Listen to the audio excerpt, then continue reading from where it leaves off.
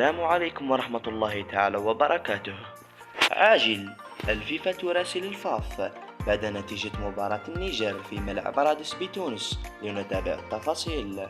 وجهت الاتحادية الدولية لكرة القدم فيفا رسالة دعم للقائد رياض محرز ورفقائه في المنتخب الوطني الجزائري بعد اقتطاع تأشيرة مشاركة في النهائيات كأس إفريقيا بالكوديفوار. وكتبت الاتحادية الدولية في منشور لها على صفحتها الرسمية في الفيسبوك قائلة: الجزائر تؤمن التأهل رسميا إلى كأس إفريقيا 2023. هل يعود محارب الصحراء إلى إحياء أمجاد 2019؟ وكان الناخب الوطني جمال بالماضي ولاعبيه قد حسموا التأهل إلى العرس القاري بعد الفوز ذهابا وإيابا على المنتخب النيجر وتسجيلهم لرابع انتصار في نفس العدد من الخرجات.